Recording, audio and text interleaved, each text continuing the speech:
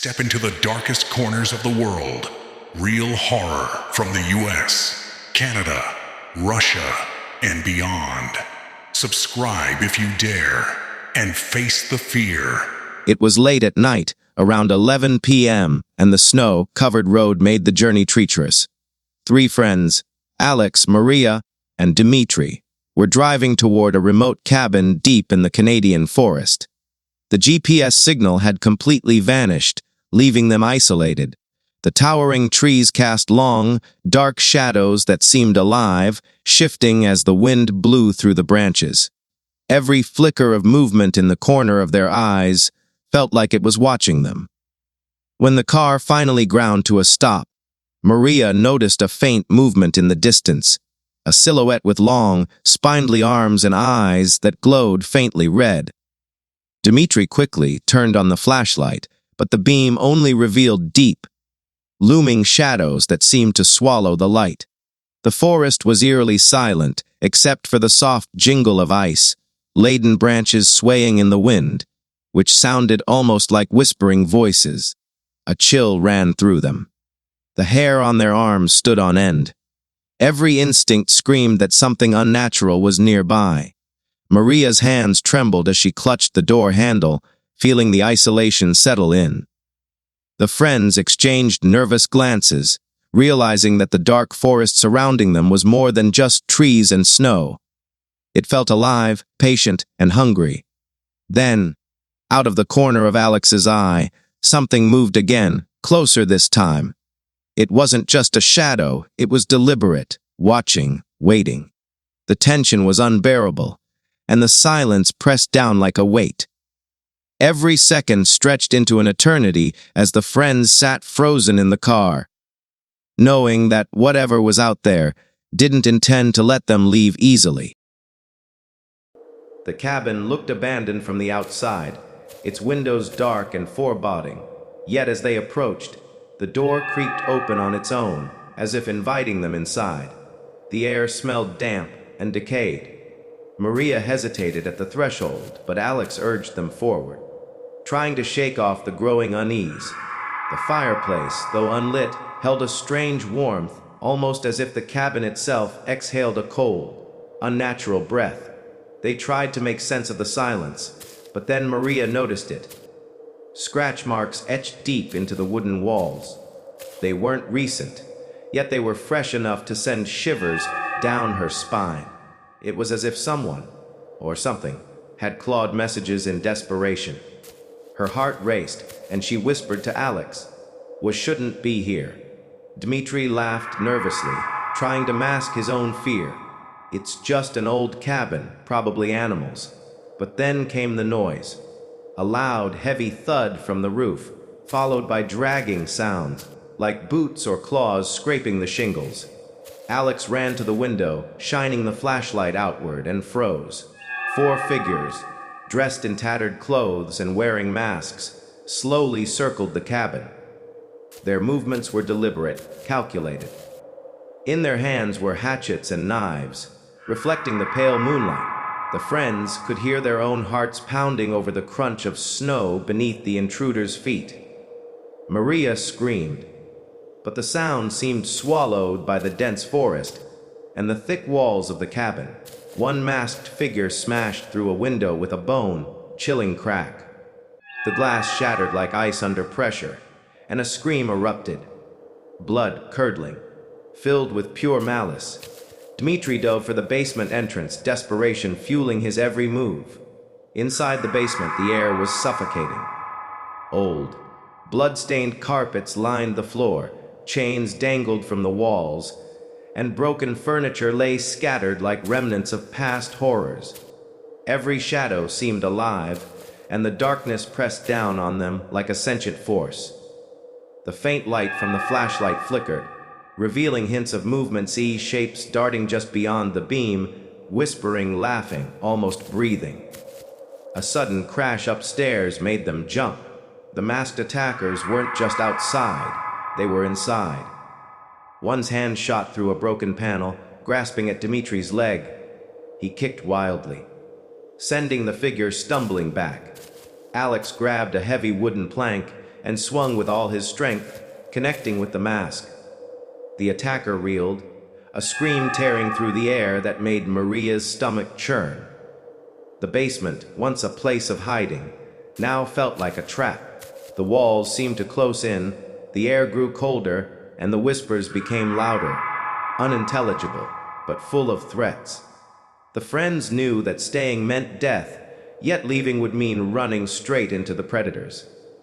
Every step was a gamble, every shadow a potential killer. They had no choice but to prepare for a harrowing, desperate escape. The forest outside waited silently, snow deep and treacherous, while the masked figures circled with terrifying patience. The night stretched endlessly, and the cabin became a cage filled with the stench of fear, blood, and something far older and darker than any of them could comprehend. The real horror had just begun. Alex, Maria, and Dmitri crawled through the basement crawlspace, their limbs scraped by broken wood and chains. The cold bit through their clothes, and the stench of decay made their stomachs churn. Every sound, every creak of the cabin, every whisper of the wind was magnified in the silence. The attackers were still inside, stalking them, their breathing uneven but deliberate, echoing in the wooden corridors. As they emerged from the basement, snow greeted them like a merciless blanket, but the forest outside was no safer. The masked figures were everywhere, emerging silently from behind the towering pines. Red eyes glimmered in the moonlight, reflecting a malevolent intelligence. One lunged at Dmitri, knocking him to the ground. Maria screamed, swinging a branch like a weapon, but another attacker grabbed her arm, dragging her toward the shadows. Alex fired the car alarm, hoping to scare them, but the sound only seemed to agitate the predators. Their movements became faster, more chaotic, like a pack of wolves circling their prey. Snow splattered red as Dmitri fought back, his panic and adrenaline giving him temporary strength. They ran blindly, each step sinking into the thick snow, leaving footprints that could be followed by the relentless hunters. Branches lashed at their faces, snow blinded their eyes, and every shadow seemed to reach out for them. The forest itself felt alive, twisting, shifting, pushing them toward the masked figures. A scream echoed in the distance, distant yet terrifying, as if someone else had already fallen victim. The friends realized with growing horror that this forest had claimed many before them, feeding off fear, blood, and desperation. Finally, Alex saw the car through the trees. But the attackers weren't done. One jumped from a tree limb, knocking him backward. Maria rolled to her feet and struck it with a rock, hearing a sickening crack. They scrambled into the car, hearts pounding, limbs shaking, as the snowstorm roared around them like an accomplice to their terror. The engine roared to life, and they sped down the icy road, glancing in the rearview mirror. The red-eyed figures were gone, but Alex noticed shapes among the trees, moving silently, always watching. Their breaths came in ragged gasps, blood mingling with snow, hearts pounding in synchronized terror. Even as they reached the highway and safety lights appeared in the distance, a deep, creeping dread settled over them. The forest had let them escape, but only temporarily. The echoes of screams, the shadowy figures, and the red eyes would haunt their dreams. And they knew, somewhere deep in that blood-soaked forest, the masked predators were waiting for the next unsuspecting victims to wander into their deadly game. Alex, Maria, and Dmitri barely made it to the car, their bodies trembling, clothes soaked with snow and blood. They thought the nightmare was over, but as they drove down the dark, winding road, the forest seemed to close in around them. The trees loomed like silent sentinels, shadows twisting unnaturally in the headlights. The snowstorm thickened, blotting out the road ahead, and a strange, oppressive silence fell. Suddenly, out of the swirling white, the masked figures appeared again, running with impossible speed, their red eyes cutting through the storm. The car skidded violently, crashing into a tree. Alex groaned as he tried to start the engine again, But the attackers were already upon them. One smashed the windshield with a hatchet, sending glass shards flying. Blood sprayed across the dashboard, and Maria screamed as a shadow reached through the broken glass, gripping her neck with iron strength. Dmitri tried to fight back, grabbing a tire iron, swinging wildly. The attacker caught his arm and twisted it, snapping bones with a sickening crunch. Alex hit one with a crowbar, but it was futile.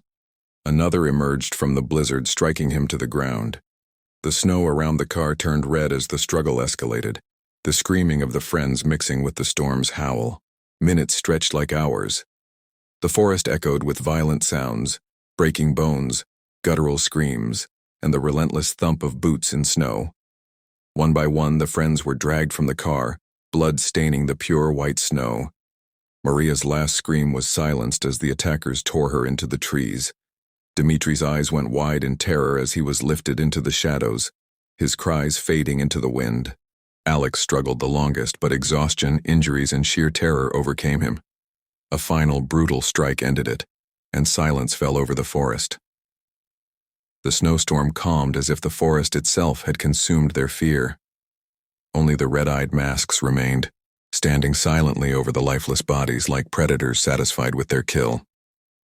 The car, abandoned and wrecked, sat half buried in snow, windows shattered, blood freezing in the cold air. The forest was quiet once more, but it wasn't empty. Somewhere deep in the trees, other eyes glimmered, hungry, patient, waiting for the next travelers foolish enough to enter the bloody forest. No one survived. No one escaped.